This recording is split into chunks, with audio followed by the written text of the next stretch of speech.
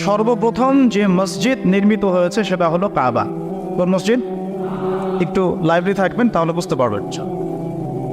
এই কাবা নির্মাণের 40 বছর পর দ্বিতীয় যে মসজিদটা নির্মিত হয়েছে সেটা হলো আল আকসা। কত বছর পরে?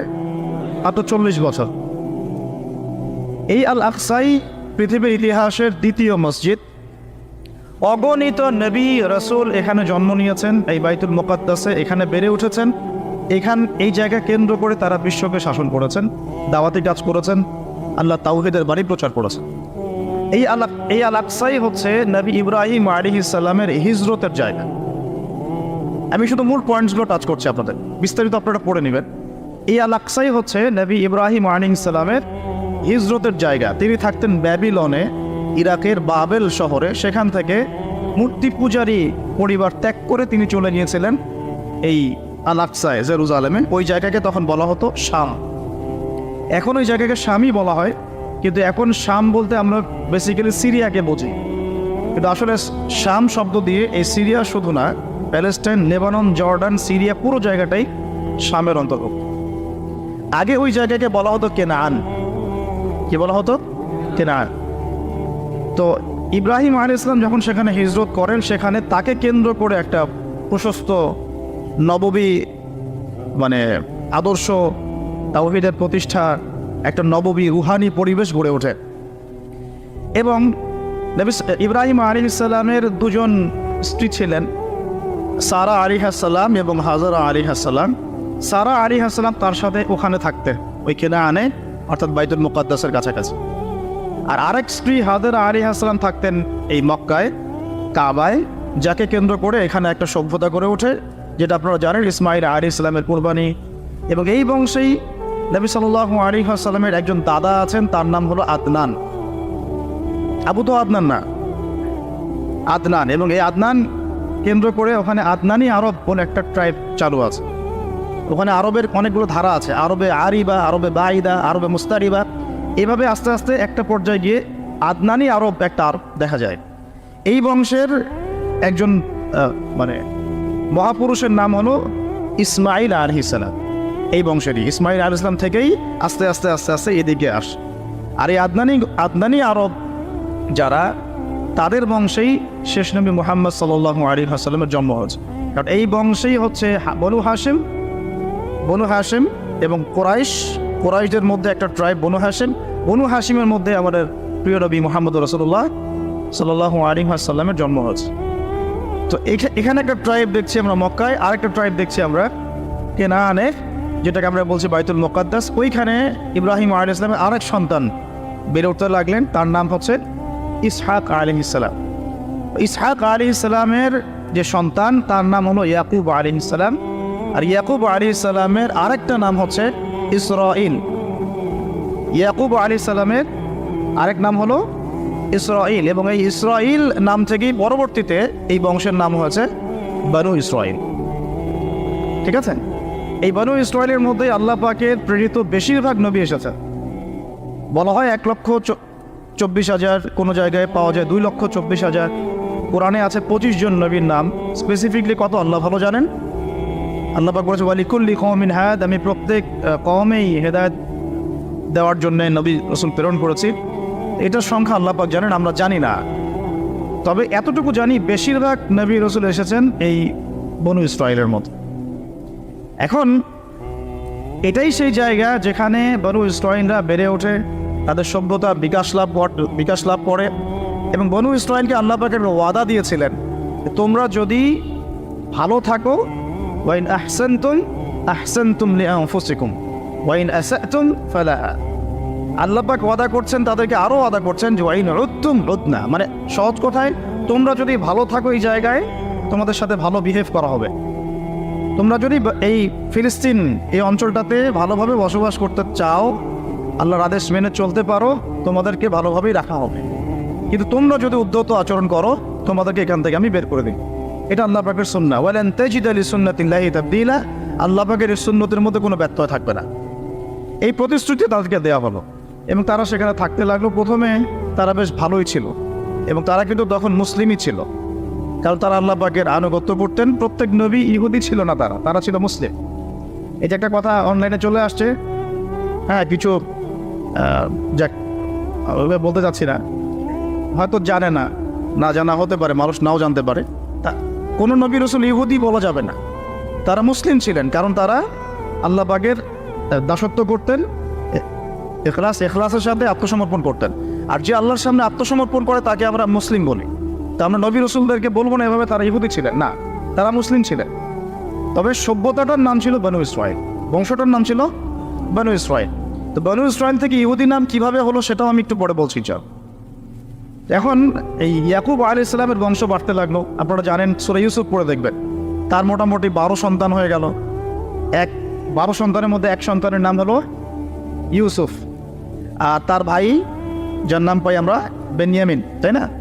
নেতানিয়াহু না আবা, ঠিক আছে, বেনিয়ামিন। নামগুলো কেন মিলে যায় বুঝেন? তারা কিন্তু তাওরাত, ওল্ড টেস্টামেন্ট, নিউ টেস্টামেন্ট এগুলো কাটাকাটি করে নাম তার আগে, ওদের একটা ভিশন আছে, ওইদিকে আমরা পড়ে আসতেছি। এখন এই ইয়াকুব আলাইহিস সালামের যে কওম, যে ট্রাইব, তার যে সন্তানরা, ওই সৎ ভাইদের গল্প আপনারা জানেন, সূরা ইউসুফ বিস্তারিত পড়লে দেখবেন যে তারা দুর্ভিক্ষের কবলে পড়ে সেখান থেকে মিশরে আসে। মিশরে কিভাবে আসলো তারা? আচ্ছা, তার আগে আপনাদেরকে একটা শব্দ বলি, সেটা হলো হোলি ল্যান্ড। এই শব্দটাকে মাথায় রাখবেন, হোলি ল্যান্ড। শুধু ফিলিস্তিন জুড়ে নয়, বরং মিশরের নীলনদ থেকে শুরু করে ইরাকের ইউফ্রেটিস পর্যন্ত এই পুরো জায়গাটাকে বলা হয় হোলি ল্যান্ড। এই জিনিসটা মাথায় রাখবেন। এখনকার বিশ্বের যত কিছু হচ্ছে হোলি ল্যান্ডকে কেন্দ্র করে, এবং ভবিষ্যতেও যা হবে এই বিশ্বে ওই জায়গার স্বাধীনতাকে কেন্দ্র করে, ওই জায়গার দখলদারিত্ব নিয়েই সব কনফ্লিক্টগুলো হতে থাকবে ওয়ার্ল্ডে। জায়গাটার নাম হোলি ল্যান্ড। এই হোলি ল্যান্ড শব্দটা কিন্তু কোরআন থেকে নেওয়া হয় নাই, এটা ওরা ওদের মতো করে সাজিয়ে নিয়েছে ওদের ওল্ড টেস্টামেন্ট, নিউ টেস্টামেন্ট থেকে। তারা মনে করে এবং তারা দাবি করে এই জিউসরা যে এই পুরো হোলি ল্যান্ড আল্লাহ তাদেরকে দিয়েছেন। নাউজুবিল্লাহ। কাদেরকে দিয়েছেন আমরা দেখবো এখন ইনশাআল্লাহ। তো এখন এই হোলি ল্যান্ড বলতে শুধু ফিলিস্তিন না, তাহলে পুরো মিশর থেকে নিয়ে একদম ইউফ্রেটিস, ইরাকের ইউফ্রেটিস নদী পর্যন্ত, যেখান থেকে সোনার পাহাড় বের হবে, হাদিস তো জানেন আপনারা, আর যেটাকে কেন্দ্র করে মহাযুদ্ধ হবে। এখন এই হোলি ল্যান্ডে তাহলে কিভাবে আসলো বনু ইসরাইল? ওই দুর্ভিক্ষের কবলে পড়ে তারা আস্তে আস্তে এখানে আসলো খাবারের সন্ধানে। এখানে এসেই তখন ফেরোরা থাকতো। তো এই ফেরো আর মুসা আলাইহিস সালামের ফেরো কিন্তু এক না। তখন যারা থাকতো তাদেরকে বলা হতো হাইকেল গোষ্ঠী, আর কি, হাইকেল জনগোষ্ঠী। এখন আমরা বুঝলাম যে বনু ইসরাইল কীভাবে ওই কেনান থেকে মিশরে আসলো। ইউসুফ আলাইহিস সালাম যখন এখানে পলিটিক্যাল পাওয়ারটা পেলেন, তখন তিনি বাবাকে নিয়ে আসলেন, মাকে নিয়ে আসলেন, ভাইদেরকে নিয়ে আসলেন, সবাইকে মাফ করে দিলেন। এখানে আবার বনু ইসরাইলের আবাদি গড়ে উঠতে থাকে। এভাবে আস্তে আস্তে বনু ইসরাইল ছড়িয়ে যেতে লাগলো। মোটামুটি 100-200 বছর তারা এখানে খুব শান্তিতে ছিল, যতক্ষণ না এই হাইকেল জনগোষ্ঠীকে সরিয়ে দিয়ে ফেরাউনরা ক্ষমতা দখল করেছে। ফেরাউনরা আবার উগ্র, এরা আবার ওই রকম না, ওই মানে সেকুলার মাইন্ডেড না। ওরা দাবি করে যে আনা রব্বুকুমুল আ'লা, আমি তোমাদের মহান। এখানে আর ওই সুযোগ নাই ধর্ম পালনের, এবং তারা খুব বেশি অত্যাচার করতে পছন্দ করতো। আপনারা কোরআন খুললেই দেখবেন প্রথম দিকে আছে ইউযাব্বিহুনা আবনাআকুম ওয়া ইস্তাহইউনা নিসাআকুম। বাচ্চাদেরকে জবাই করতো, ছেলেদেরকে জবাই করতো, মেয়েদেরকে জীবিত রাখতো। এদের আন্ডারে, এই ফেরাউনদের আন্ডারে থেকে বনু ইসরাইলরা যে নির্যাতনটা, স্লেভারি যে নির্যাতনটা সহ্য করেছে, এই সময়টা আমার ধারণা এই সময়টা তাদের সাইকোলজিক্যাল একটা পরিবর্তন হয়েছে।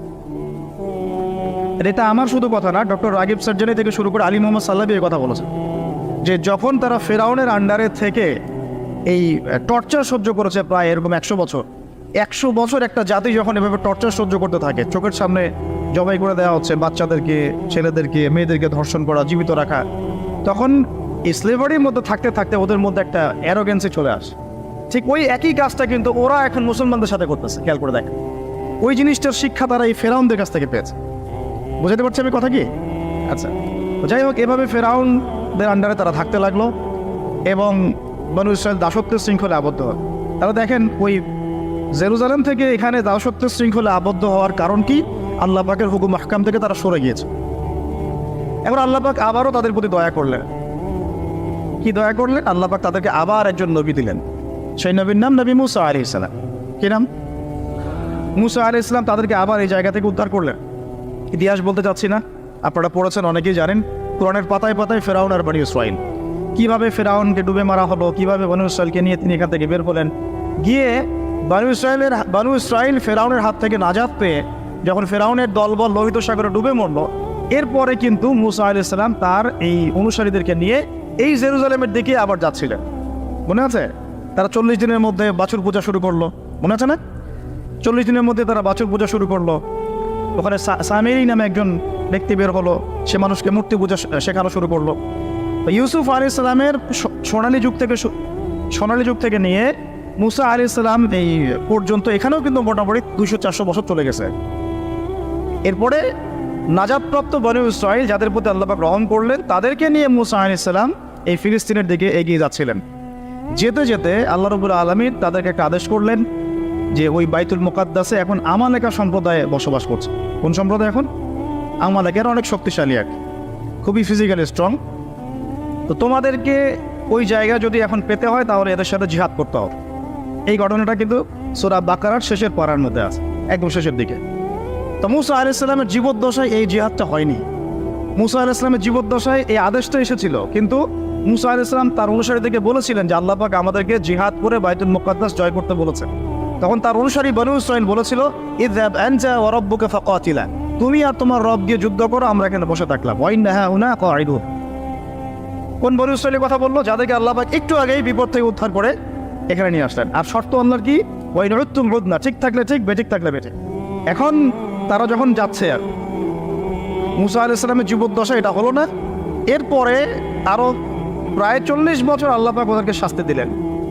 তিহ নামে একটা উপত্যকা আছে, এই উপত্যকায় আল্লাহ পাক তাদেরকে 40 বছর ঘুরিয়েছেন। সকালবেলা বের হতো, এক রাস্তায় যেত, সন্ধ্যাবেলা গিয়ে দেখতো আবার সেই রাস্তায় ফিরে আসছে, ঘুরতো তার উপত্যকায়। আল্লাহ পাক 40 বছর এই শাস্তি দিয়েছেন ওই আল্লাহ পাকের জিহাদের আদেশ লঙ্ঘন করার কারণে। ওই যে বলেছে ইযহাব আনতা ওয়া রাব্বুকা ফাকাতিলা ওয়া ইন্না হাউনা কাঈদুন, সূরা মাইদা পড়ে দেখেন। এই আদেশটা লঙ্ঘন করার কারণে আল্লাহ পাক এভাবে শাস্তি দিয়েছে। 40 বছর চলে গেল। এরপরে তারা আবার চিন্তা করলো যে আমরা ইস্তেগফার করে আল্লাহ দিকে ফিরে আসি। আল্লাহ পাক তৌফিকও দিলেন। আল্লাহ পাক তাদের কাছে আরও একজন নবী পাঠালেন, যার নাম হচ্ছে কি নাম? ইউশা বিন নুন। মাশাআল্লাহ, ভেরি গুড, ইউশা বিন নুন। তো ইউশা বিন নুন যখন নবী হলেন, তখন তারা আবার দাবি করলো যে আমাদেরকে জিহাদের পারমিশন নেন আল্লাহর কাছ থেকে, আমরা যুদ্ধ করে আমালেকা সম্প্রদায়কে বের করে দিয়ে আমরা বাইতুল মুকাদ্দাস জয় করব। তাই ইতিহাস কত ঘটছে ওই জায়গাকে কেন্দ্র করে আর কি। এটা অক্টোবর মাসের ঘটনা না, এটা ঘটনা প্রায় 5000 বছর পুরাতন একটা হিস্ট্রি এটা। তারপরে ওই নবী বলছেন যে আল্লাহ যদি আদেশ করেন তোমরা কি আবার পৃষ্ঠ প্রদর্শন করবে না? তো তারা বলছে না, আমরা কেন পালিয়ে যাব? আমাদের সন্তানদেরকে হত্যা করা হচ্ছে, ইত্যাদি ইত্যাদি, বাড়িঘর থেকে উচ্ছেদ করা হচ্ছে, আমরা কেন জিহাদ করব? ওয়ামা লানা আল্লা নুকাতিলা ফি সাবিলিল্লাহ ওয়া কাদ উখরিজনা মিন দিয়ারিনা ওয়া আবনাইনা, সূরা বাকারার শেষের দিকে পড়ে দেন। তো এখন আল্লাহ পাক যখন আদেশ করলেন, তখন তারা বলছে আমরা এই নেতাকে মানি না। আল্লাহ পাক একজন নেতা নিযুক্ত করলেন, যার নাম হচ্ছে তালুত।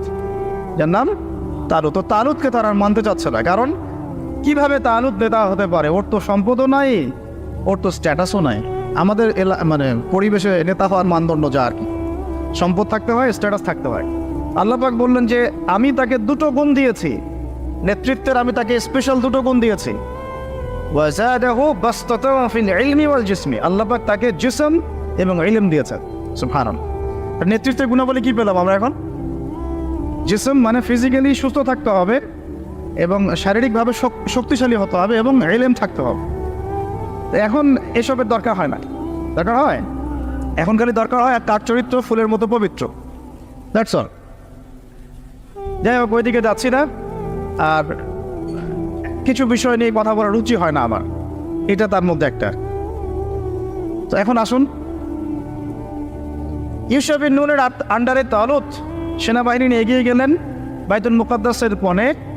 তো বাইতুল মুকাদ্দাসকে জয় করার জন্য আল্লাহ পাক পরীক্ষা নিলেন যে এই নদী পার হওয়ার জন্য একটা শর্ত, নদী পার হবে, পানি খেতে পারবে না। যারা পানি পান করবে তারা আমার সাথে যুদ্ধ করতে পারবে না। তো তাফসীরের কিতাবে আসছে যে মাত্র 313 জন পানি পান করে নাই, বাকি সবাই পানি পান। মাত্র 313 জন পানি পান করে নাই, বাকি সবাই পানি পান করছে। এখন তালুত এই 313কে নিয়ে এগিয়ে গেলেন বাইতুল মুকাদ্দাসের দিকে। যুদ্ধ চলতে লাগলো। যুদ্ধের মধ্যে দাউদ আলাইহিস সালাম ছিলেন সেনাবাহিনীতে একজন, তখন তার বয়স মাত্র 15-16 হবে। তো ওই দিক থেকে আসছে একজন সেনা আমালেকা সম্প্রদায়ের, তার নাম জালুত। সে খুবই শক্তিশালী, একজনই একাই সে 10 জনের সাথে লড়তে পারে। এদিক থেকে মাত্র একজন ছোট কিশোর দাউদ আলাইহিস সালাম, যিনি তালুতের সেনাবাহিনীর মধ্যে আছেন, উনি কিন্তু এখনো নবী নন, ঠিক আছে, উনি কিন্তু এখনো নবুয়ত পান নাই, সেনাবাহিনীর মধ্যে আছেন। একটা গুলতি নিক্ষেপ করে তালুতের এক চোখকে তিনি ফুটা করে ফেললেন, জালুতের এক চোখে ফুটা করে ফেললেন কে? দাউদ আলাইহিস সালাম। দাউদ আলাইহিস সালাম মাত্র একটা গুলতি দিয়ে জালুতের বর্ম পরা ছিল, শুধু চোখ দেখা যাচ্ছিল, ওই চোখ বরাবর নিশানা করে তার চোখটাকে ফুটা করে ফেললেন। এতে করে জালুত মারা গেল এবং জালুতের মৃত্যু দেখে ওই আমালেকা সম্প্রদায় ভয়ে কাঁপতে লাগলো। মাত্র 313 নিয়ে তালুত এই বাইতুল মুকাদ্দাস জয় করলেন। বাইতুল মুকাদ্দাস জয় করার দিনে আসরের ওয়াক্ত হয়ে যাচ্ছিল, সূর্য ডুবে যাচ্ছিল। তখন তালুত আল্লাহর কাছে দোয়া করেন, এই নবী এবং তালুত তারা সবাই মিলে এই 313 জন আল্লাহর কাছে দোয়া করেন, আল্লাহ আমাদেরকে একটু সময় দান করেন, বরকত দান করেন, যাতে করে আমরা যুদ্ধটা শেষ করতে পারি, আজকে আমরা যেন ওখানে প্রবেশ করতে পারি। আল্লাহ রাব্বুল আলামিন সুবহানাল্লাহ এই সূর্যের ঘূর্ণনটাকে থামিয়ে দিলেন। ইতিহাস এটা একবার হয়েছে, কোরআন সাক্ষী আছে, হাদিসও সাক্ষী আছে, দলিল আছে। এটা কিন্তু দাজ্জালের সময় হবে কিনা আল্লাহ ভালো জানেন, কারণ তখন কিন্তু প্রথম দিনটা 1 বছরের সমান হবে। কিভাবে একটা দিন 1 বছরের সমান হতে পারে আমাদেরকে ভাবতে হবে। তো এটা হয়েছে হিস্ট্রিতে একবার, সূর্যের ঘূর্ণন আল্লাহ থামিয়ে দিয়েছেন, তারা যুদ্ধ করেছে, বাইতুল মুকাদ্দাস জয় করেছে। কারা এরা বানু ইসরাইল, তালুতের বাহিনী, ইউসুফ ইবনে নুনের উত্তরসূরি, এবং এইখানে আছে দাউদ আলাইহিস সালাম। তারপরে দাউদ আলাইহিস সালাম সেখানে নবী হলেন। তার আগে বনু ইসরাইল ভালোভাবেই চলল, কোনো সমস্যা করে নাই। এরপরে দাউদ আলাইহিস সালাম যখন ক্ষমতায় আসলেন, নবুয়ত পেলেন, তাকে 40 বছর আল্লাহ পাক ওই জায়গা থেকে বিশ্ব শাসন করার অধিকার দিয়ে দিলেন। তাহলে বাইতুল মুকাদ্দাস এবং আল আকসার ওই জায়গা থেকে 40 বছর বিশ্ব শাসন করেছেন দাউদ আলাইহিস সালাম। এবং তার শাসনটা এত সমৃদ্ধ ছিল যে তিনি যখন জাবুর তেলাওয়াত করতেন, তখন এই যে পাখি, মাছ, এগুলো সবাই কাছাকাছি চলে আসতো শোনার জন্য। আল্লাহ পাক তাকে স্পেশাল অনেকগুলো ক্ষমতা দিয়েছেন, যেমন লোহা, তামা, এগুলোর উপর একটা কর্তৃত্ব দিয়েছেন। যেভাবে ইচ্ছা তিনি এটাকে ঘুরাতে ফেরাতে পারতেন, অস্ত্রশস্ত্র বানাতে পারতেন। আল্লাহ পাক অনেক মর্যাদা দিয়েছেন তাকে, দাউদ আলাইহিস সালাম। আর দাউদ আলাইহিস সালাম সম্পর্কে আরেকটা হাদিস আপনাকে বলে দেই যে আদম আলাইহিস সালাম কিন্তু তার সন্তানদের সবাইকে দেখেছেন, সব সন্তান থেকে তার সামনে আমাদের সবাইকে দেখেছেন তিনি। আপনি আপনি আপনি আমি সবাই, সবার মানে প্রতিবিম্ব, এবং সেই পিঁপড়ার আকৃতিতে আল্লাহ রাব্বুল আলামিন, এবং এটা তিনি সবাইকে দেখেছেন। এবং একজনকে দেখে তার খুব পছন্দ হয়েছে, খুব ভালো লেগেছে, মিষ্টি, খুব ভালো লেগেছে, আকর্ষণীয়। জিজ্ঞাসা করেছেন, আল্লাহ আমার এই সন্তানের নাম কি? আল্লাহ পাক বলেছেন তার নাম দাউদ। তার হায়াত কত? আল্লাহ পাক বলছে 60 বছর। তখন তিনি বলছেন আদম আলাইহিস সালাম, আল্লাহ আমার হায়াত থেকে 40 বছর তাকে দিয়ে। দাউদ আলাইহিস সালাম 100 বছর বেঁচে ছিলেন। দাউদ আলাইহিস সালাম সম্পর্কে আরেকটা আয়াত আছে কোরআন, এটা স্পেশাল। আল্লাহ পাক দুজনকেই, মাত্র 2জন নবীকে আল্লাহ পাক কোরআনে খলিফা বলেছেন। যদিও প্রত্যেক নবী আল্লাহর খলিফা এবং প্রত্যেক ন্যায়পরায়ণ শাসক আল্লাহর খলিফা, কিন্তু আল্লাহ পাক স্পেশালি 2জন নবীকে খলিফা বলে সম্বোধন করেছেন। একজন হচ্ছেন আদম আলাইহিস সালাম, আরেকজন দাউদ আলাইহিস সালাম। এগুলো মিলাবেন। খলিফার কাজ আমি অনেকদিন বলেছি, খলিফার কাজ হচ্ছে ইন্না জাআলনাকা খলিফাতান ফিল আরদ, আমি তোমাকে পৃথিবীতে খলিফা করেছি। ফাহকুম বাইনান নাসি বিল হক, মানুষের মাঝে হকের মানদণ্ডে বিচার ফয়সালা করো। ন্যায় বিচার করা হচ্ছে খলিফার কাজ। যে সমাজে ন্যায় বিচার করে সে আল্লাহর খলিফা, যে করে না সে শয়তানের খলিফা। সিম্পল। ফাহকুম বাইনান নাসি বিল হক ওয়া লা তাত্তাবি'ল হাওয়া, নিজের প্রবৃত্তির অনুসরণ করো না। ইউদিল্লাকা আন সাবিলিল্লাহ, তাহলে আল্লাহর পথ থেকে এটা তোমাকে সরিয়ে নিয়ে যাবে। ইন্নাল্লাযীনা ইউদিল্লুনা আন সাবিলিল্লাহ লাহুম আযাবুন শাদীদ, যারা আল্লাহ পাকের পথ থেকে বিচ্যুত হয়ে যায় এদের জন্য মর্মান্তিক শাস্তি অপেক্ষা করছে। বিমা নাসু ইয়াউমুল হিসাব, যেহেতু কিয়ামতের হিসাবের দিন তারা ভুলে গেছে। দাউদ আলাইহিস সালামের পরে সাকসেসফুলি আরও 40 বছর এই বিশ্বটাকে শাসন করেছেন ফ্রম জেরুজালেম তার ছেলে সুলাইমান আলাইহিস সালাম। এবং তার শাসনটা তার বাবার চেয়ে আরও সুপিরিয়র ছিল। এমন শাসন, এমন সভ্যতা যেটা পৃথিবীর ইতিহাসে না কখনো ছিল, না এখন আছে, না কখনো হবে, না কখনো হবে। এমনকি ঈসা ইবনে মারিয়ামের সময়ও না, যিনি সামনে 40 বছর খেলাফা ওখান থেকে কায়েম করবেন, তখনও না। কারণ তিনি দোয়া করেছেন, রব্বি হাবলি মুলকান লা ইয়ানবাগি লি আহাদ, আল্লাহ আমাকে এমন এক রাজত্ব দেন যেটা আপনি আর কখনো কাউকে দেন নাই, দিবেনও না। কে দোয়া করেছেন এটা? নবী সুলাইমান আলাইহিস সালাম। তিনি পাখির ভাষা বুঝতেন, পিঁপড়ার ভাষা বুঝতেন, তার আদেশে জিনরা কাজ করত। জিনদেরকে বলতেন সমুদ্রে ডুব দিয়ে মণিমুক্তা নিয়ে আসা, বের করতো। এমন একটা প্রাসাদ নির্মাণ করেছেন যেখানে পা ফেললে মনে হচ্ছে যে সমুদ্রে পা ফেলছে, এত স্বচ্ছ। সাবার রানীর সিংহাসন তুলে নিয়ে আসলেন মুহূর্তের মধ্যে, চোখের পলক ফেলতেই সিংহাসন হাজির। এরকম সভ্যতা, টেকনোলজি আবিষ্কার হয়নি, ইনশাল্লাহ হবে না। যতই মঙ্গল গ্রহে যাওয়ার স্বপ্ন দেখাক নাসা, এগুলো সম্ভব না। এই টেকনোলজি আসে যেটা ছিল সুলাইমান আলাইহিস সালামের সময়, এটা পৃথিবীতে না ছিল কখনো, না আছে, না থাকবে, শুধুমাত্র তার সময় ছিল। এবং ওই সময় সুলাইমান আলাইহিস সালামের শাসনে জেরুজালেম থেকে পুরো বিশ্বটাকে শাসন করেছে বনু ইসরাঈল। এবং তারা তখন মুসলিম ছিল, আত্মসমর্পণকারী আল্লাহর বান্দা ছিল, তারা কিন্তু খারাপ ছিল না তখন। এরপরে তাদের অধঃপতনটা শুরু হয়, এরপর থেকে। আমি একটু গুটিয়ে নেই, অনেক সময় তো নেওয়া যাবে না। এরপর থেকে অধঃপতনটা শুরু হয়। কীরকম? তারা আবার আল্লাহ পাকের বিধিবিধান যেগুলো, সেগুলো লঙ্ঘন করে। মৌলিকভাবে তারা কয়েকটা বিধিবিধান লঙ্ঘন করেছে। একটা হচ্ছে শিরক। এক নম্বর কি? শিরক। তারা আল্লাহ পাকের সাথে শিরক করা শুরু করলো, নবীর আদেশ লঙ্ঘন করা শুরু করলো, এবং অর্থনৈতিক জীবনে গিয়ে সুদ খাওয়া শুরু করলো। সুদের কথাটা মারাত্মকভাবে আসছে ওদের কাছে, ওদের ব্যাপারে। সুদ তারা চালু করলো, সুদ। অন্যের সম্পদ আত্মসাৎ করা শুরু করলো, ঠিক যেমন এখনকার মনিটরি সিস্টেম দিয়ে তারা করছে আর সেম জিনিস। এবং তারা মাদক দ্রব্যটাকে অ্যাভেলেবল করে ফেললো, জেনাটা বেড়ে গেল খুব, জেনা। এই পাপাচারগুলো যখন বাড়তে থাকলো, আল্লাহ পাক তখন তাদের উপরে অন্য পরাশক্তি চাপাই দিলেন। তাদের মধ্যে দুইজনের নাম মেনশন করবো আমি আজকে শুধু। একজন হচ্ছে নেবুজাদনেজার, একজনের নাম নেবুজাদনেজার। সে এসে আক্রমণ করে পুরা বনু ইসরাঈলকে একদম ম্যাসাকার করে ওখান থেকে বের করে। ওরা যা করতেছে এখন ফিলিস্তিনিদের উপরে, এর চাইতেও ভয়ঙ্কর শাসক ছিল নেবুজাদনেজার, যাকে অনেকে বখতে নাসার বলেন। আর তিনি একজন রোমান পারস্যের সম্রাট ছিল আর কি। সে এসে পুরো বাইতুল মুকাদ্দাস জয় করে এই মানে ফাসেক যারা বনু ইসরাঈলের মধ্যে ফাসেক জালেম হয়ে গেছে যারা, ওদেরকে পিটিয়ে এখান থেকে বের করে দিল, দিয়ে পুরো জায়গাটা দখল করলো। বাচ্চাদেরকে হত্যা করেছে, মেয়েদেরকে ধর্ষণ করেছে, এবং ছেলেদেরকে হত্যা করেছে। এভাবে সুদীর্ঘকাল চলতে লাগলো। আবার আল্লাহ পাক তাদের দিকে আবারও মুখ ফিরিয়ে তাকালেন। আল্লাহ পাক তাদেরকে আরও একটা চান্স দিলেন। ওই জায়গায় নেবুজাদনেজারের ওই সভ্যতার পতন হলো, তারা আবার বাইতুল মুকাদ্দাসে। এরপরে তারা আবার সেখান থেকে এখানে একটা বিষয় ভুল হয়ে গেল।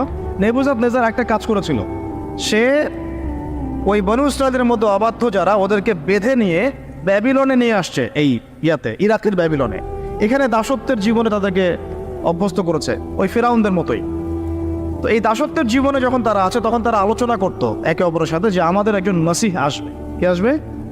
আমাদের একজন মসিহ আসা বাকি আছে, একজন নবী আসা বাকি আছে, যিনি আসলে আমরা আবার বাইতুল মুকাদ্দাস ফিরে পাবো। তারা ওখানে চর্চা করতো, তাদের যে ধর্মগ্রন্থ তাওরাত, তালমুদ, এগুলোতে এটা লেখা ছিল। তারা এভাবে চিন্তা করত, এইভাবে তারা স্বপ্ন দেখতে থাকলো ওই দাসত্বের জীবনে। আল্লাহ পাক তাদের সেই মাসিহকে পাঠালেন, আলহামদুলিল্লাহ। সেই মাসিহ হচ্ছেন ঈসা আলাইহিস সালাম। তো মাসিহ ঈসা আলাইহিস সালাম যখন আসলেন, তারা তাদের মাসিহকে চিনতে ভুল করলো, ব্যর্থ হলো। বরং তারা তাকে অপবাদ দিল যে সে একজন জারদ সন্তান, তার মা একজন ব্যভিচারিণী, নাউজুবিল্লাহ। মনে আছে সূরা মারিয়াম? তার এইভাবে অপবাদ দেওয়া শুরু করলো। তখন আল্লাহ পাক দ্বিতীয় গজবটা পাঠালেন, যেটা একটু আগে বলতে চাচ্ছিলাম। দ্বিতীয় গজবটা পাঠিয়েছেন আল্লাহ পাক রোমান সেনাপতি টাইটাসের হাত দিয়ে। এই রোমান সেনাপতি টাইটাস দ্বিতীয়বার এসে নেবুজাদনেজারের মতোই এদেরকে আবার ওখান থেকে বের করে। লাতুফসিদুন্না ফিল আরদি মাররাতাইন, লাতুফসিদুন্না ফিল আরদি মাররাতাইন। দুইবার তোমরা এই জমিনে ফাসাদ সৃষ্টি করবো। আল্লাহ পাক সূরা বনী ইসরাঈলে বলেছেন ওই এই দুইবার হচ্ছে, এই দুইবার নেবুজাদনেজারের সময় একবার, তার আগে একবার, আর এই যে রোমান সম্রাট টাইটাসের সময়। প্রথমবার কারণ কি ছিল? তারা সুলাইমান আলাইহিস সালামের এই যে রেখে যাওয়া এক সালতানাত এবং সে আদর্শ, ঐতিহ্য, ইমান, এগুলো রক্ষা করতে ব্যর্থ হলো। দ্বিতীয়বার তারা তাদের মাসিহকে চিনতে ব্যর্থ হলো। এবার রোমান সেনাপতি ওখানে আবার ম্যাসাকার করলো, একদম জেনোসাইড। এক কথা আমরা কি বলি? জেনোসাইড। যেমন ওই যে আপনারা ওই হিটলারের ঘটনাগুলো পড়েন না, দেখেন জেনোসাইড একটা শব্দ শোনেন, এরকম।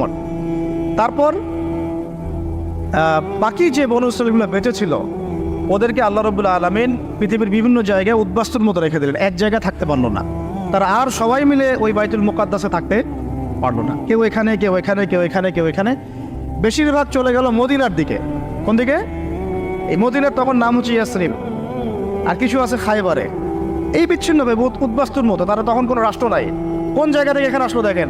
রুলিং স্টেট থেকে কোন কোন জায়গা থেকে আসতেছে দেখেন? মিশর থেকে মূসার হাত ধরে আবার এখানে, আবার তালুত, আবার জালুত, আবার দাউদ, আবার সুলাইমান, আবার ব্যাবিলন, এখান থেকে আবার মাসিহকে চিনতে ব্যর্থ হওয়া, তারপর আবার ঘুরে ফিরে উদ্বাস্তুর মতো বিশ্বের বিভিন্ন জায়গায় ছড়িয়ে ছিটিয়ে থাকে।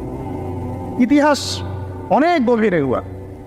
এবার আল্লাহ পাক তাদেরকে আরও একটা সুযোগ দিলেন, সুবহানাল্লাহ। আল্লাহ পাকের কত দয়া আর কত ধৈর্য, চিন্তা করলে আমাদের মনে হয় ইনশাল্লাহ আমরা জান্নাতে যাব।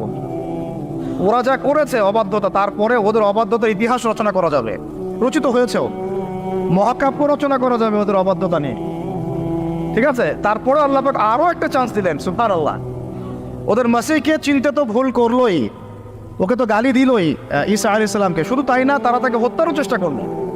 এবং তারা এর আগে অনেক নবীকে হত্যাও করেছে, যেমন জাকারিয়া আলাইহিস সালাম, যেমন ইয়াহইয়া আলাইহিস সালাম, তাদেরকে হত্যা করা হয়েছে। সূরা ইয়াসিন পড়লে আপনি দেখবেন একদিনেই তারা 3 জনকে হত্যা করেছে, একদিনেই 3 জনকে। এখন মাসিহকে চিনতে ব্যর্থ হওয়ার পরে আল্লাহ পাক তাদেরকে তো আযাব দিলেনই, ওই রোমান সম্রাট টাইটাসের হাত দিয়ে উদ্বাস্তুর মতো রেখে দিলেন, কিন্তু আরেকটা সুযোগ আল্লাহ পাক তাদেরকে দিলেন। এই সুযোগটা ছিল আমাদের নবী মুহাম্মদ সাল্লাল্লাহু আলাইহি ওয়াসাল্লাম। সর্বশেষ একটা চান্স থাকলো যে যদি নবী মুহাম্মদ সাল্লাল্লাহু আলাইহি ওয়াসাল্লামের আনুগত্য করে ফিরে আসে, তাহলে ইনশাআল্লাহ মুসলমান হলে আবারও বিশ্বের বুকে তারা দাপটের সাথে চলতে পারবে, যেমন সাহাবা একরাম চলেছেন। বুঝতে পারছেন কথা? এখন এই কথাটা বলে নেই যে তারা কিন্তু ঈসা আলাইহিস সালামকে হত্যা করার চেষ্টাও করেছে। এটা সূরা নিসা মাইদা পড়লে আপনি বুঝতে পারবেন। আল্লাহ পাক বলেছেন ওয়ামা কাতালুহু, তারা চেষ্টা করেছে কিন্তু তারা ওদের মাসিহকে হত্যা করতে পারে নাই। ওয়ামা সালাবুহু, তারা তাকে ক্রুশবিদ্ধ করতে পারে নাই। বাল রাফাআহুল্লাহু ইলাইহি, বরং আল্লাহ পাক তাকে তার কাছে উঠিয়ে নিয়েছে। ওয়ালাকিন শুববিহা লাহুম, কিন্তু তাদের মনে হয়েছিল যে তারা তাকে হত্যা করেছে। তারা মনে করে তারা ঈসা আলাইহিস সালামকে হত্যা করেছে। ঠিক আছে, তারা মনে করে তারা ঈসা ইবনে মারইয়ামকে হত্যা করেছে, তারা সফল হয়েছে, এবং তারা এটাকে ফখর করে বলে যে ইন্না কাতালনাল মাসিহা ঈসা ইবনে মারইয়াম রাসূলুল্লাহ। সূরা নিসা মাইদা পড়ে দেয়। আল্লাহ বলছেন না, তোমরা হত্যা করো নাই, ক্রুশবিদ্ধ করতে পারো নাই, বরং আল্লাহ পাক তাকে উঠিয়ে গেছে। তখন ঈসা আলাইহিস সালামের অনুসারী যারা ভালো ছিল তাদেরকে বলা হয় নাসারা। কি বলা হয়? নাসারা। তখন বনু ইসরাঈল 2 ভাগে ভাগ হয়ে গেছে। একটা এই যে বনু ইসরাঈল নাম থেকে ইয়াহুদ হয়ে গেল কেন? ওই যে মাসিহকে চিনতে ব্যর্থ হলো তাই, মাসিহকে হত্যার চেষ্টা করলো তাই। এরপর থেকে ওদেরকে আর বনু ইসরাঈল বলা হয় নাই, বলা হচ্ছে ইয়াহুদ। কি বলা হচ্ছে? ইয়াহুদ। আরেকটা সুযোগ নবী সাল্লাল্লাহু আলাইহি ওয়াসাল্লাম ছিলেন, যখন নবী সাল্লাল্লাহু আলাইহি ওয়াসাল্লামকেও চিনতে ব্যর্থ হলো, তখন তাদেরকে বলা হলো মাগদুবি আলাইহিম ওয়ালাদ-দাল্লিন, অভিশপ্ত বলা হলো। তারপরে ইয়াহুদ থেকে বলা হলো কি? মাগদুব, অভিশপ্ত। অভিশপ্ত হলো তখন। আগে নাম ছিল বনু ইসরাঈল, মাসিহকে চিনতে ব্যর্থ হওয়াতে নাম হয়ে গেল কি? ইয়াহুদ। আবার নবী সাল্লাল্লাহু আলাইহি ওয়াসাল্লামকেও চিনতে ব্যর্থ হওয়াতে নাম হলো মাগদুব। মাগদুব মানে কি? অভিশপ্ত। এই যে আমরা প্রত্যেক নামাজে পড়ি না, গায়রিল মাগদুবি আলাইহিম ওয়ালাদ-দাল্লিন, আল্লাহ আমাদেরকে মাগদুবদের পথে নিও না আর দল্লিনদের পথে নিও না। মাগদুব ইজ ইকুয়াল টু ইহুদ আর দল্লিন ইজ ইকুয়াল টু নাসারা, খ্রিস্টান। তো এখন আমরা বাংলাদেশের মাটিতে শুনি যে তারা নাকি মুশরিক ছিল না, আল্লাহ পাক বলছেন তারা মাগদুব।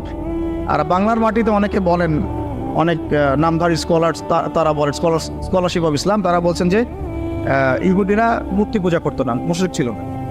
অথচ এখানে আমরা বলেন নাউজুবিল্লাহ, আল্লাহ পাক বলেছেন মাগদুব, অভিশপ্ত। তো ওইটা আমার টপিক না, ওইদিকে আমি যাচ্ছি না, আমি আলোচনা শেষ করে দিচ্ছি, 5 মিনিট সময় নিচ্ছি। এখানে আপনি দেখেন প্রথম চান্সটা কি ছিল? ফিরে আসার, মাসিহকে চিনতে পারলো না। দ্বিতীয় চান্স হচ্ছে নবী সাল্লাল্লাহু আলাইহি ওয়াসাল্লাম ইতাআত, সেটা করলো না। কিভাবে? মদিনায় বসে আছে তারা, আল্লাহর নবী 13 বছর মক্কায় দাওয়াত দিয়ে আসলেন, মনে আছে? 13 বছর মক্কায় দাওয়াত দিয়ে আসলেন, নিজে তিনি হিজরত করে আসলেন ইহুদিদের দরজায়। এমন না যে তারা গিয়েছে মক্কায়, ব্যাপারটা কেমন? বরং নবী সাল্লাল্লাহু আলাইহি ওয়াসাল্লাম 13 বছর মক্কায় দাওয়াতি কাজ করে হিজরত করে, এই মক্কায় 13 বছর তো কি হয়েছে আপনারা জানেন, প্রচণ্ড কষ্ট, নির্যাতন, নিপীড়ন সহ্য করে গুটি কয়েক সাহাবীকে নিয়ে তিনি চলে আসলেন কোথায়? মদিনায়। এই মদিনায় বসবাস করছে বাকি ইহুদিরা, বনু কুরাইজা, বনু কাইনুকা, বনু নাজির আর খায়বারের মধ্যে কিছু। এই এতটুকু বাকি আছে ওদের পৃথিবীতে, আর কিন্তু নাই। ওই রুলিং স্টেট থেকে এই পর্যায়ে চলে আসছে। শেষ চান্স, নবী সাল্লাল্লাহু আলাইহি ওয়াসাল্লামের যদি আনুগত্য করে তাহলে ইনশাআল্লাহ আল্লাহ মাফ করে দিবেন, বরং ডাবল নেকি দিবেন। আল্লাহ বলেছেন ওই নবীকে মানারও নেকি দিবেন, আবার এই নবীকে মানারও নেকি দিবেন। কিন্তু আল্লাহ নবী তাদের ঘরের সামনে আসলেন, তাদের কিবলাকে অনুসরণ করে 16 মাস নামাজও পড়লেন, সুবহানাল্লাহ। তাদের স্মরণে যে আশুরার সওম রাখলেন, তাই না? নাজাতে মুসা আমরা রাখলাম না সওম। কেন ওদের কিবলা ফলো করলাম? একাত্মতা পোষণ করার জন্য, যে আমরা সবাই এক, সবাই মুসলিম, প্রত্যেক নবী আল্লাহর পক্ষ থেকে আসছেন। লা নুফাররিকু বাইনা আহাদিন মির রুসুলি, এটা প্রমাণ করলাম আমরা। শুধু তাই না, ওখান থেকে মেরাজও হলো, সুবহানাল্লাহ। আল্লাহ নবীকে ওখানে নিয়ে যাওয়া হলো, সেখান থেকে মেরাজ হলো, ওখানে তিনি নবীদের ইমামতি করলেন। সমস্ত নবী ইমামতি কি করলেন? নবী মুহাম্মদ সাল্লাল্লাহু আলাইহি ওয়াসাল্লাম কোন জায়গা থেকে? মক্কা থেকে না বাইতুল মুকাদ্দাস? বাইতুল মুকাদ্দাস। তাহলে ইহুদিদের সাথে আমরা কিন্তু সত্য একদম ওদের ঘরে নিয়ে গেলাম, কিন্তু এরপরেও বনু কুরাইজা, কাইনুকা, নাজির স্বীকার করলো না। লাস্ট চান্স গড, শেষ। শুধু যে স্বীকার করলো না তাই না, বরং তারা একাধিকবার আমাদের নবী সাল্লাল্লাহু আলাইহি ওয়াসাল্লামকে হত্যার চেষ্টা করল। বনু কুরাইজার সাথে তো আপনারা জানেন কনফ্লিক্টটা কী হয়েছে, খন্দকের যুদ্ধের হিস্ট্রি আছে। বনু কাইনুকার সাথে ওই আমি অনেকদিন লেকচারে বলেছি, একজন দিনী বোনের ইজ্জতের বিনিময়ে আল্লাহ নবী সাল্লাল্লাহু আলাইহি ওয়াসাল্লাম, আচ্ছা বলি না হলে আপনারা অনেকে বুঝবেন না। বনু কাইনুকা একটা বাজার, সেখানে গিয়ে আমাদের এক মহিলা সাহাবী গিয়েছেন প্রয়োজনে, তাকে শ্লীলতাহানি করা হয়েছে। কে করেছে? এক ইহুদি। তখন একজন মুসলিম যুবক সেখানে ছিলেন, তরুণ, তরোয়াল বের করে ইহুদির গর্দান নামিয়ে দিয়েছিল। তখন অন্যান্য ইহুদিরা মিলে ওই মুসলিমকে শহীদ করেছে। এই ঘটনা যখন নবী সাল্লাল্লাহু আলাইহি ওয়াসাল্লামের কাছে আসে, তখন মদিনায় যে মদিনা সনদ হয়েছে, এই সনদের চুক্তি কেটে যায়। সনদে ছিল যে আমরা সবাই মিউচুয়ালি থাকবো, কেউ কারোর সাথে লড়াই করবো না বা জুলুম করবো না, ঠিক আছে? বরং আমরা যদি আক্রমণের শিকার হই মদিনা, তাহলে সবাই একসাথে আমরা প্রতিহত করব। কিন্তু তারা এটা রাখলো না। বনু কাইনুকা প্রথম ঘটনা ঘটালো এটা। এরপরে নবী সাল্লাল্লাহু আলাইহি ওয়াসাল্লাম, এখানে দেখেন আল্লাহ নবী সাল্লাল্লাহু আলাইহি ওয়াসাল্লাম তো সাহাবীকে বকাঝকা করেনই নাই, বলেন নাই যে সাহাবী তুমি ভুল করেছ, আইন নিজের হাতে কেন তুলে নিয়েছ, একজন দিনী বোনের জন্য এত বড় রিস্ক নেওয়ার কী দরকার ছিল, এরকম কোনো সেন্টেন্স তিনি ইউজ করেন নাই। বরং তিনি সাহাবীদেরকে বলেছেন বর্ম পরে বের হও, বনু কাইনুকাকে আক্রমণ করতে হবে। বনু কাইনুকাকে আক্রমণ করা হলো, তাকে বের করে দেওয়া হলো, পুরো একদম ব্যাগ অ্যান্ড ব্যাগেজ তারা এখান থেকে বের হয়ে গেল, শেষ। একটা গোত্র গণ। একটা থাকলো নাজির। এই নাজির আল্লাহ নবী সাল্লাল্লাহু আলাইহি ওয়াসাল্লামকে হত্যার চেষ্টা করলো, উপর থেকে লোহা ফেলে, লোহা বা চাক্কি যেটা আমরা বলি, এটা ফেলে হত্যার চেষ্টা করেছিল। আল্লাহ নবী বসেছিলেন, তার উপর থেকে ফেলার চেষ্টা করেছিল। এই ঘটনা কেন্দ্র করে বনু নাজিরকে নবী সাল্লাল্লাহু আলাইহি ওয়াসাল্লাম মদিনা থেকে বের করে দিলেন। দুইটা গেল গণ। একটা থাকলো বাকি বনু কুরাইজা, এ মোটামুটি সবচেয়ে বড় ছিল। এ আবার কি করলো, আবু সুফিয়ান বাহিনী, ওই যে কুরাইশ, তাদের সাথে এবং গাতাফানদের সাথে চুক্তি করলো যে খন্দকে আপনারা আক্রমণ করেন, বাইরে থেকে আমরা ভিতর থেকে আক্রমণ। ব্যাস, নবী সাল্লাল্লাহু আলাইহি ওয়াসাল্লাম এই খবর জানতে পারলেন যখন খন্দকে বিজয়ের পর, খন্দকে যখন আবু সুফিয়ানের বাহিনী ফেরত চলে গেল, তখন তিনি বনু কুরাইজায় না গিয়ে আসরের নামাজ পড়তে নিষেধ করলেন। বনু কুরাইজার এক একটা গাদ্দারকে ধরে ধরে গর্দান নামানো হয়েছে, তারপর এখান থেকে বের করে দেওয়া হয়েছে। 3টা গণ শেষ। আর একটা বাকি ছিল খায়বার। আর খায়বারের ঘটনা তো আপনারা জানেন যে হুদাইবিয়া সন্ধির ঠিক পরেই নবী সাল্লাল্লাহু আলাইহি ওয়াসাল্লাম খায়বার আক্রমণ করেছেন, আলী রাদিয়াল্লাহু আনহুকে পতাকা দিয়েছেন, তার হাতে খায়বার বিজয় হয়েছে।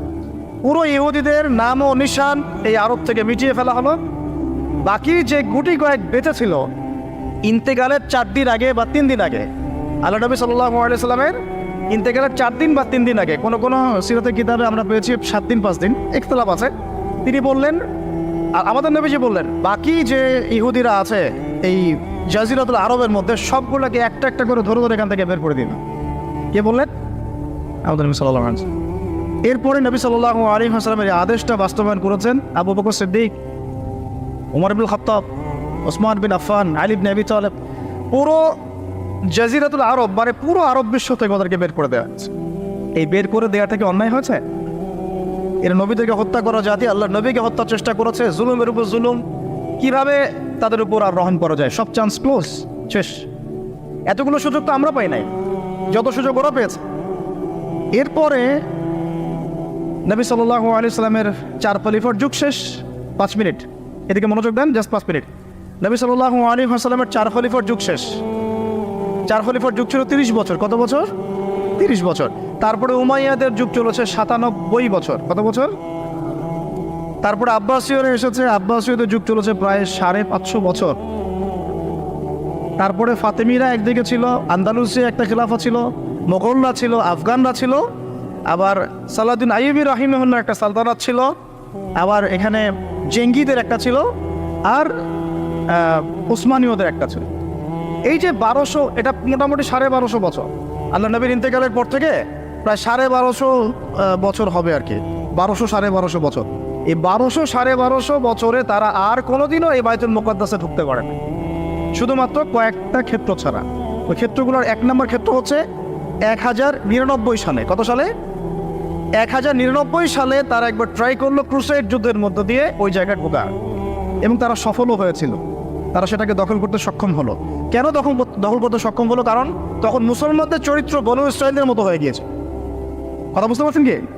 আমরা ওদের মতো হয়ে গিয়েছিলাম। ওই ইমান চলে গেল, আমল চলে গেল, তাসকিয়া চলে গেল, আমরাও হারাম খাওয়া শুরু করলাম, আমরা একে অপরের সাথে কনফ্লিক্টে চলে গেলাম, দুর্বল হয়ে গেলাম, ওরা এসে দখল করে। 1099 দখল করেছে, বেশি দিন লাগে নাই, মাত্র 80 থেকে 90 বছরের মধ্যে 1187-তে আবার সালাহউদ্দিন আইয়ুবী রাহিমাহুল্লাহ ওটা আবার ফাতহ করেছে। কত বছর? মাত্র 80 থেকে 90 বছরের মধ্যে। এই মানুষকে নিয়েও বাংলাদেশে বিতর্ক হচ্ছে, এই মানুষকে নিয়েও বাংলাদেশের বিতর্ক। এটা বাংলাদেশেই সম্ভব, কারণ আমরা মানে সবাই হিস্ট্রি পড়ি না। আমরা ইসলামের কিছু অংশ মানার চেষ্টা করি, কিছু অংশ মানতে চাই না, এই জন্য এখানেই পসিবল। অন্য জায়গায় হলে এটা যদি ওমর ইবনে খাত্তাবের সময় এরকম কথা কেউ বলতো, গর্দান নামাই দিত একদম। হয়তো আইয়ুবী রাহিমাহুল্লাহর সময় যদি এরকম কথা কেউ বলতো, ধরে ধরে গর্দান নামাই দিত, অথবা এতটুকু না করলে হয়তো জেলেতে ঢুকাইত। এতটুকু তো করতেন, বা বেত্রাঘাত করতেন, সবার সামনে লাঞ্ছিত করতেন। তো 1099 সালে যখন ক্রুসেডাররা এটা দখল করেছে, তার মাত্র 80-90 বছরের মধ্যেই আইয়ুবী রাহিমাহুল্লাহ আবার গিয়ে ওটাকে দখল, মাত্র 80 থেকে 90 বছর। এরপরে তারা আরও 3-4টা ক্রুসেড লঞ্চ করেছে, একটা দুটা না, দ্বিতীয় ক্রুসেড, তৃতীয় ক্রুসেড, চতুর্থ ক্রুসেড। প্রত্যেক ক্রুসেডেই দেখা গেছে একদিনে 70,000 করে মুসলমানকে মারা হচ্ছে। আমরা এগুলো জানি না। তারপরে এটা অনেক হিস্ট্রি, বলতে সময় পাবো না আজকে। দ্বিতীয় তৃতীয় ক্রুসেডের মাঝখানে এমনও ঘটনা ঘটেছে, মুসলমানরা যখন ডিফেন্স করছিল, ওরা 3 লক্ষ সৈন্য নিয়ে আসছে, যার মধ্যে 2,95,000 ওই যুদ্ধের মাঠে মারা গেছে, 5,000 পালায় বাঁচতে পারছে। এরকম করে লড়ছিলেন আমাদের বাবারা। তারপরে আপনারা ওই সাইফুদ্দিন কুতুজের নাম শুনবেন, নুরুদ্দিন জেঙ্গির নাম শুনবেন, অনেকে জাহের বাইবারাসের নাম শুনবেন, রুকনুদ্দিন বাইবারাসের নাম শুনবেন। সবাই ব্যাক টু ব্যাক ক্রুসেডগুলোকে প্রতিহত করে করে বাইতুল মুকাদ্দাসকে রক্ষা করেছিলেন। এই রক্ষা চলেছে দীর্ঘদিন। তারপর ওসমানীয়রা ক্ষমতায় এসেছে। আর্তুগরুল নাম শুনেছেন না? আর্তুগরুল গাজীর ছেলে ওসমান যখন ক্ষমতায় আসে, শাসন সালতানাত প্রতিষ্ঠা করে, সে বাইতুল মুকাদ্দাসের এই অটোম্যানদের হাতে চলে যায়। প্রায় 697 বছর অটোম্যানরা এটাকে ধরে রেখেছিল। অটোম্যানের মধ্যে বোঝাচ্ছে উসমানীয়রা। এরপরে 1914 সালে এসে প্রথম ওয়ার্ল্ড ওয়ার হয়েছে। এই ফার্স্ট ওয়ার্ল্ড ওয়ারে এসে ওরা এটাকে দখল করছে, কার হাত ধরে? ব্রিটেনের হাত ধরে। তারপরে ওর মধ্যে সব ইহুদিরা ঢুকলো, জায়গাটা দখলও করলো, মুসলমানদেরকে মেরে কচুকাটা করলো, বাড়িঘর থেকে উচ্ছেদ করলো। ওই নেবুজাদনেজার যা করেছিল, টাইটাস যা করেছিল, যুগ যুগ ধরে যা হয়ে এসেছে, ওই একই জিনিসটাকে পুনরাবৃত্তি করলো মুসলমানদের সাথে এবার ইহুদিন। 1914 সাল থেকে শুরু হলো ব্রিটেনের হাত ধরে, প্রথম বিশ্বযুদ্ধের ঠিক পরপর, যখন ওসমানীয়দের পতন হয়ে গেল। বেশি দিন হয় নাই, এই তো 1914, 100 বছর হয়েছে কেবল। এই লাস্ট 100 বছরটা হচ্ছে আমাদের অধঃপতনের সময়। লাস্ট 100 বছরে আমরা এই দাসত্বের জীবনে চলে আসলাম। আমরা এখন এগুলো নিয়ে স্বপ্ন দেখছি, আমরা আবার বিজয় করবো ইনশাআল্লাহ। কিন্তু লাস্ট 100 বছরে আমাদের এই অবস্থাটা হয়েছে। 14তে ঢুকে আস্তে আস্তে রাষ্ট্রটাকে বড় করার চেষ্টা করেছে। দফায় দফায় সংঘাত হয়েছে। প্রথম দিকে মুসলমানরা শান্তিপূর্ণভাবে অ্যাক্টিভিটিস নিত, সভা হতো, সেমিনার হতো, সিম্পোজিয়াম হতো, মিছিল হতো। 1933 পর্যন্ত এভাবে চলেছে। তারপর 1933-এর পরে 33 থেকে 40-এর মধ্যে আল কাসাম ব্রিগেড তৈরি করা হয়েছে। আল কাসাম ব্রিগেড এর নেতৃত্ব দিয়েছিলেন ইউজউদ্দিন কাসাম। কি নাম? ইউজউদ্দিন কাসাম। তিনি এটাকে সশস্ত্র আন্দোলনের রূপ দিয়েছিলেন। তখন ওদের সাথে আমাদের সশস্ত্র জিহাদগুলো শুরু হয়েছে আবার নতুন করে। এটা অক্টোবর মাসে শুরু হয় নাই, 1914 সাল থেকে শুরু হয়েছে, যখন তার এই জায়গা দখল করেছে। আমাকে বলেন তো ফিকহের ফতোয়া কি হবে? যখন তারা এই জায়গাটা দখল করবে, ওই দিন থেকেই কি জিহাদ ফরজ হয়ে যায়নি ওখানে? হয় নাই? এবং ওই যে সুদীর্ঘ 100 বছরে যে মুসলমানরা করে আসছে, তাহলে এটাকে নতুন করে তারা লঞ্চ করলো না? 100 বছর থেকেই হচ্ছে। ইতিহাস না জানলে মানুষ মনে করবে যে অক্টোবর থেকে শুরু হলো, মনে হয় ন। ইউজউদ্দিন কাসাম এটা 1935 থেকে 40-এর মধ্যে ফর্ম করা হয়েছে। দীর্ঘদিন এভাবে চলতে আসে। 48 সাল পর্যন্ত ব্রিটেনের সহযোগিতায় তারা ওই রাষ্ট্রের মধ্যে ঘাঁটি গেড়ে বসতে পারল। কত সাল পর্যন্ত? 48। তারপরে ওয়ার্ল্ডের মধ্যে একটা পরিবর্তন আসে। ওই 45-এ যখন সেকেন্ড ওয়ার্ল্ড ওয়ার হয়, তখন রুলিং স্টেট চেঞ্জ হয়ে যায়। ব্রিটেনের জায়গায় চলে আসে আমেরিকা, এবং আমেরিকার হাত ধরে ওরা আরও শক্তিশালী হওয়া শুরু করে। ব্রিটেন ওদেরকে পেলে পোষে বড় করেছিল, আমেরিকা তাকে আরও বেশি তেল দেওয়া শুরু করলো। আস্তে আস্তে ওকে একদম ওই শিশু শাবক থেকে একদম দানবের রূপ দিল আমেরিকা। কথা বোঝার চেষ্টা করেন। ব্রিটেন ওকে শিশু শাবকের মতো মানে লালন পালন করেছে, আর ইউএসএ আসা রুলিং স্টেট হওয়ার পর ওকে দানবের আকৃতি দিয়েছে। সব ধরনের support, economic support, political support, geopolitical support, মিডিয়ার সাপোর্ট, প্রযুক্তির সাপোর্ট, পারমাণবিক ওয়েপন্স, এভরিথিং তারা প্রোভাইড করছে।